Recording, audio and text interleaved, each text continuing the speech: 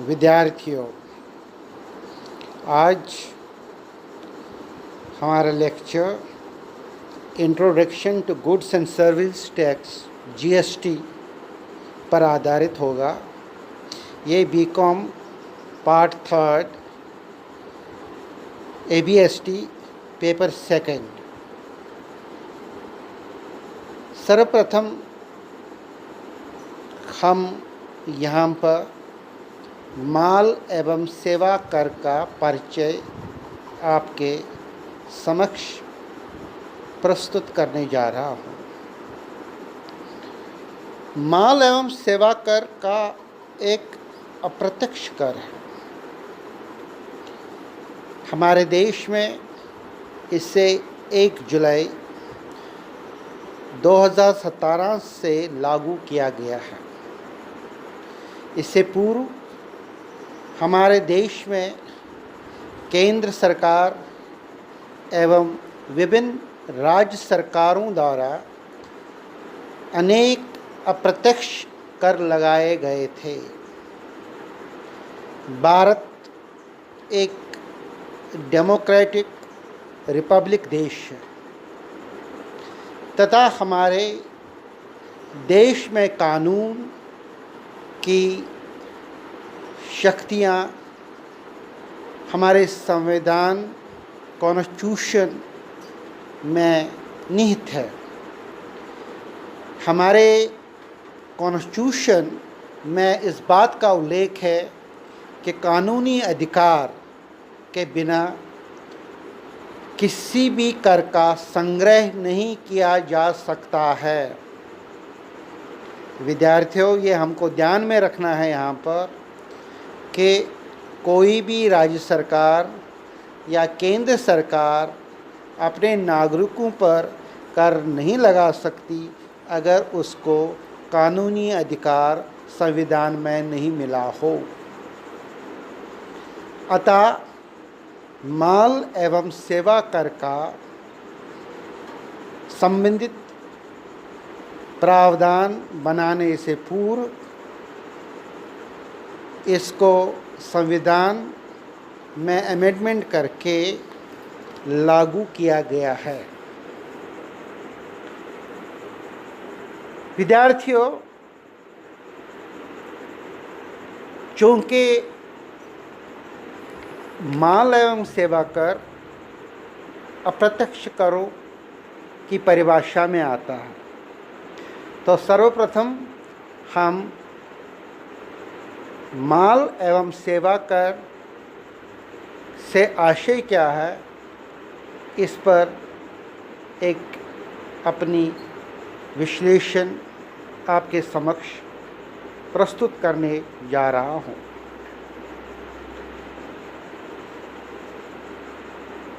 कर से आशय सरकार द्वारा लगाया गया आर्थिक प्रभार है, जिसका भुगतान जनता द्वारा सरकार को किया जाता है। सरकार इस धन का उपयोग जनता की सुविधाएं प्रदान करने के लिए करती है।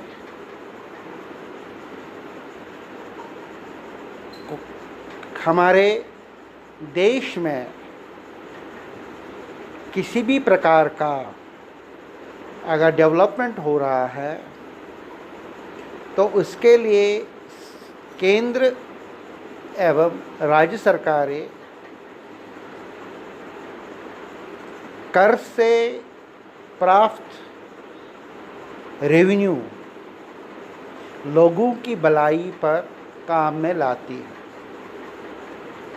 अतः हर नागरिक का ये दायित्व बनता है कि वो ईमानदारी से कानून की परिभाषा में कर निर्धारित समय तथा निर्धारित दरों के आधार पर कर की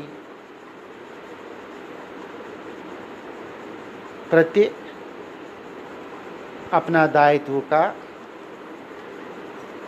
प्रावधान करके उसको जमा कर ले। करों के प्रकार। कर दो प्रकार के होते हैं, एक डायरेक्ट टैक्स और एक इनडायरेक्ट टैक्स। डायरेक्ट टैक्स और प्रत्यक्ष कर, ये वो कर होता है जो वास्तविक बार उसी व्यक्ति को वहन करना पड़े जिस पर ये लगाया गया हो। तो ऐसे कर को अप्रत्यक्ष कर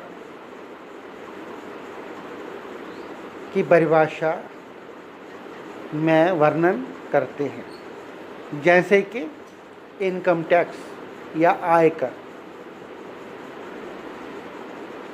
आयकर किसी व्यक्ति की आय पर लगाया जाता है।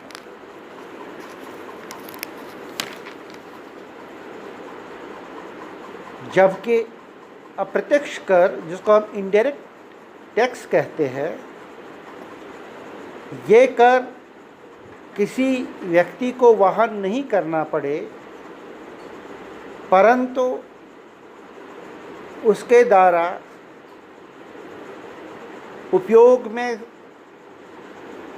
प्राप्त सामग्री तथा सेवाएं पर दिया हुआ क्रय को अप्रत्यक्ष कर की श्रेणी में लाया जाता है। वर्तमान में ऐसे करों में माल एवं सेवा कर, जिसको हम GST, goods and services tax, एवं सीमा शुल्क प्रमुख हैं। विद्यार्थियों, 1 जुलाई 2017 से पूर्व कई अप्रत्यक्ष कर प्रभाव में थे, जिन्हें केंद्रीय विक्रय कर GST, राज्य VAT, state VAT, excise duty, उत्पाद शुल्क, सेवा कर, सर्विसेज टैक्स आदि प्रमुख अप्रत्यक्ष कर थे। इनको एक स्वरूप देकर GST में मर्ज किया गया और अब GST के नाम से ये हमारे भारतवर्ष में इस कर का सरकार द्वारा लिया जाता है। माल एवं कर पर लागू होने से पूर्व इसके कितने प्रावधान थे? विद्यार्थियों, ये समझना बहुत ज़रूरी है कि भारतीय संविधान के अनुच्छेद 265 के अनुसार केंद्रीय एवं राज्य सरकार द्वारा बिना कानूनी अधिकार के किसी भी प्रकार का कोई भी कर नहीं लगाया जा सकता है अथवा न ही वसूला जा सकता है। कानून बनाने एवं कर या शुल्क लगाने का अधिकार हमारे कॉन्स्टिट्यूशन के अनुच्छेद 245 द्वारा दिया गया है। चूँकि कर लगाने एवं संग्रह करने का अधिकार हमारे कॉन्स्टिट्यूशन द्वारा दिया गया है, अतः कोई भी केंद्रीय सरकार अथवा राज्य सरकार अपने मन से कर नहीं लगाया जा सकती है। इस संबंध में केंद्र सरकार और राज्य सरकार की विभिन्न कर लगाने की अधिकार संविधान की 7वीं सूची में निम्न 3 सूचियों के अंतर्गत प्रदान किया गया है। प्रथम सूची, जिसको हम लिस्ट 1, द्वितीय सूची लिस्ट 2, तृतीय सूची लिस्ट 3, संघ सूची यूनियन लिस्ट, राज्य सूची स्टेट लिस्ट, समवर्ती सूची कंकरेंट लिस्ट।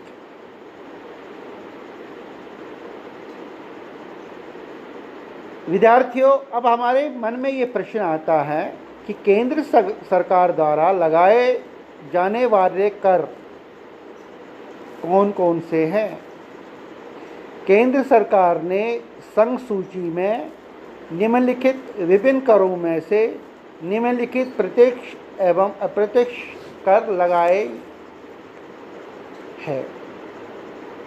नंबर 1, अप्रत्यक्ष कर।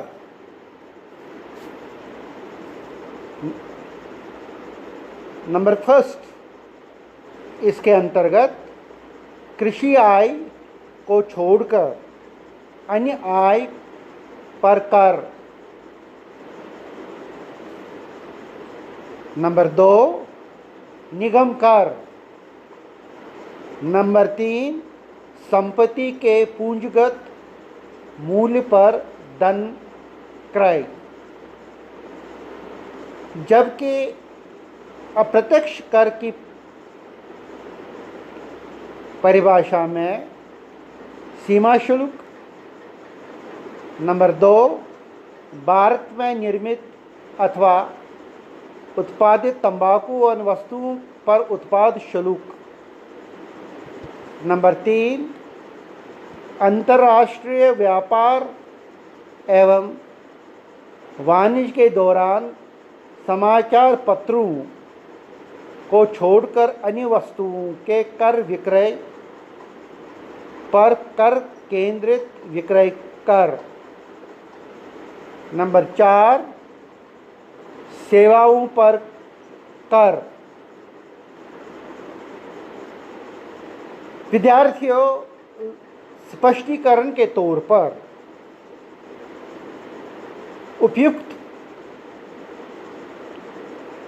प्रमुख कर अथवा शुल्क की मदों के अलावा भी प्रथम सूची में अनेक मद है, जिनमें केंद्रीय सरकार राजस्व प्राप्त कर सकती है।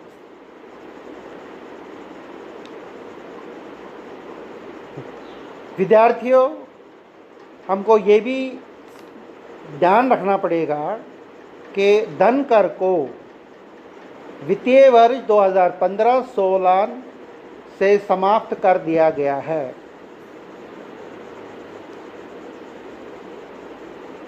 अब हमारे मन में प्रश्न आता है कि वो कौन से कर है जो राज्य सरकारों द्वारा लगाए जाते हैं।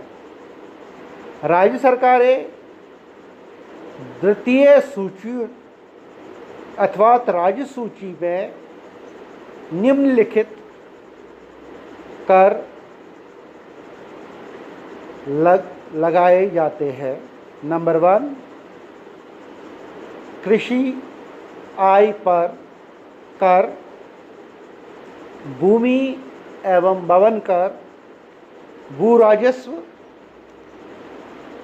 अथवा माल गुजारी। नंबर 4, राज्य में निर्मित अथवा उत्पादित निम्नलिखित वस्तुओं पर उत्पाद शुल्क तथा भारत के अन्य किसी भी स्थान पर निर्मित अथवा उत्पादित ऐसी वस्तुएं और सामान अथवा निजी दर में संतुलनकारी शुल्क।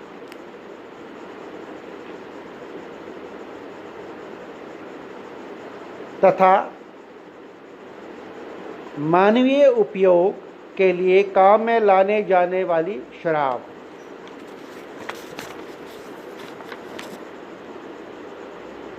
नंबर 5, किसी स्थानीय क्षेत्र में उपयोग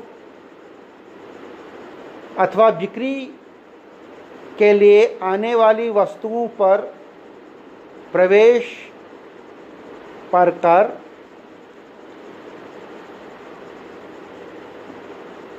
नंबर 6, समाचार पत्रों को छोड़कर अन्य वस्तुओं के कर विक्रय पर कर अर्थात राज्य स्तरीय मूल्य संविधित कर। 7वां, व्यापारों, रोजगारों तथा पेशों पर कर। 8वां, दस्तावेजों पर स्टाम्प शुल्क की दरें, परंतु उन दस्तावेजों को छोड़कर जिन पर स्टाम्प शुल्क लगाने का अधिकार प्रथम सूची के अनुसार केंद्रीय सरकार का हो। विद्यार्थियों, स्पष्टीकरण के तौर पर उपयुक्त प्रमुख मदों के अलावा द्वितीय सूची में अन्य कोई मदें हैं जिन्हें राज्य सरकार राजस्व प्राप्त कर सकती है।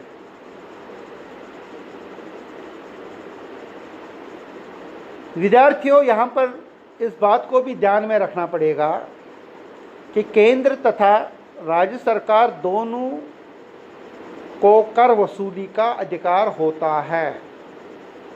राज्य सरकार को भी होता है और केंद्र सरकार को भी कर वसूली का अधिकार होता है।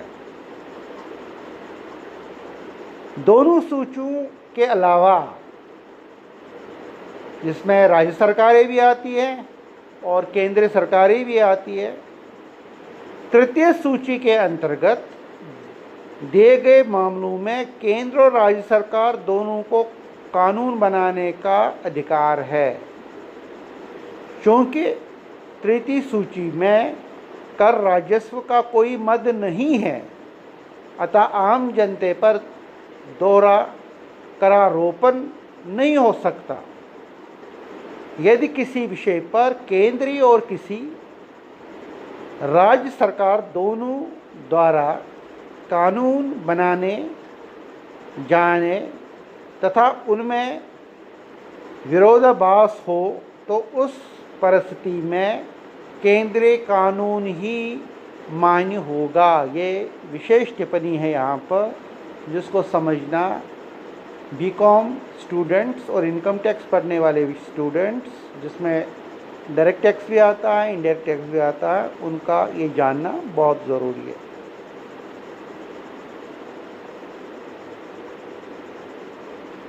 इस पर अगर हम विश्लेषण करें तो टिप्पणी के आधार पर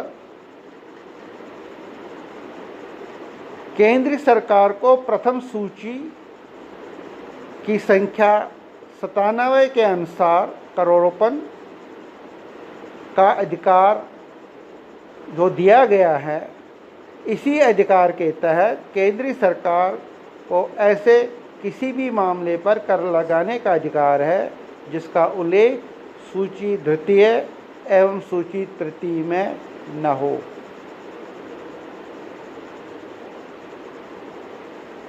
विद्यार्थियों, अब प्रश्न उठता है, ये एक भूमिका थी कर के संबंध में with special reference to indirect tax कि माल और सेवा कर की आवश्यकता क्यों पड़ी। सामान्यतः जनता को लाभ प्रदान करने के लिए बारंबार इनडायरेक्ट टैक्सेस में सुधार किया जाता रहा है।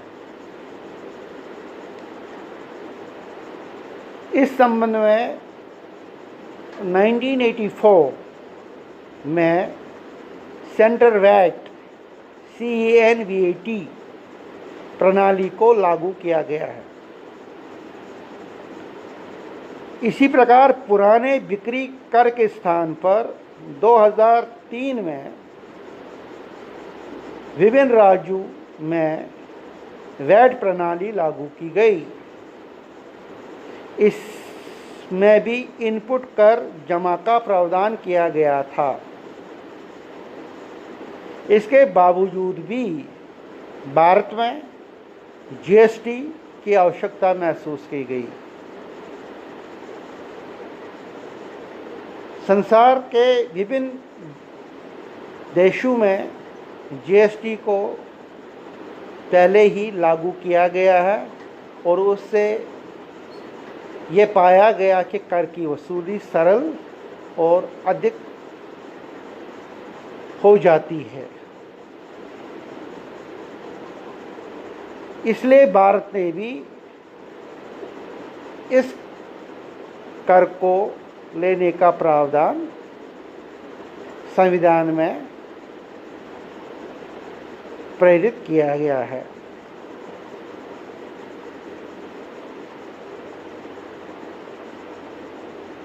इसकी आवश्यकता इसलिए पड़ी क्योंकि जो पहले इनडायरेक्ट टैक्स हमारे पास था उसमें कर पर कर लगना, टैक्स ऑन टैक्स जिसको हम कहते हैं, या दूसरे दृष्टिकोण से हम अनेकों करों के कारण कुल पर भार उपभोक्ता का अधिक होना मानते हैं, अथवा हम ये भी मानते हैं कि विभिन्न राज्य सरकारों के राजस्व हितों पर टकराव की संभावना को कम करने के लिए जीएसटी को लागू किया गया। इसके अतिरिक्त इनपुट कर जमा प्रावधान करने में असमझ का अभाव था, lack of coordination in providing input tax.